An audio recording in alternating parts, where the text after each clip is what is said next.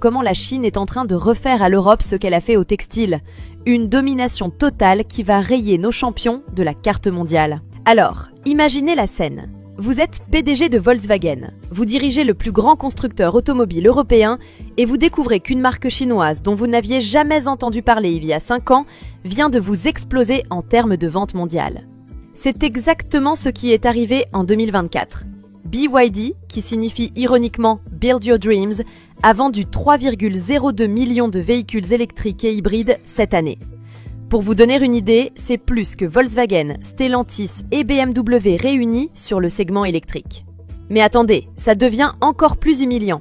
Le PDG de BYD, Wang Chuanfu, était encore il y a 20 ans un simple ingénieur chimiste qui fabriquait des batteries pour téléphones portables dans un garage.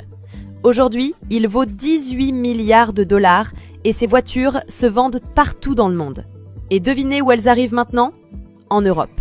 Oui, les voitures chinoises débarquent chez nous et nos constructeurs historiques paniquent complètement. Tesla, qui se croyait intouchable, vient de perdre sa couronne de numéro 1 mondial de l'électrique face à BYD. Elon Musk, qui d'habitude se moque de tout le monde sur Twitter, a subitement arrêté de faire le malin quand il s'agit de BYD. Les chiffres sont terrifiants pour l'Europe. Part de marché chinoise en Europe, 8% en 2023. Elle devrait atteindre 20% en 2027. Prix moyen d'une BYD, 25 000 €. Prix moyen d'une électrique allemande, 45 000 €. Vous commencez à comprendre le problème ? Mais comment diable les Chinois ont-ils réussi ce tour de force ? L'histoire de BYD ressemble à un thriller géopolitique où l'Europe s'est fait rouler dans la farine.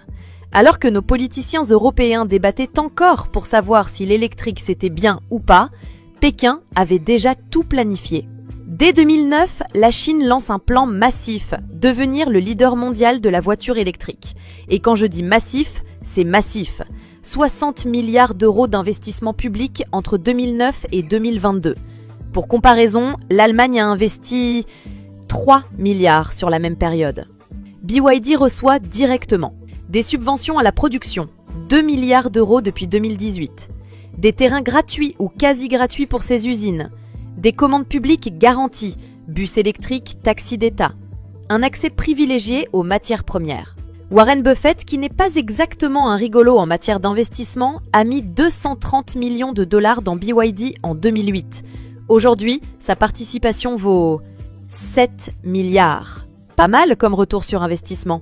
Ici, il faut reconnaître le génie de BYD. Contrairement à nos constructeurs européens qui achètent leurs batteries en Corée du Sud ou en Chine, BYD fabrique tout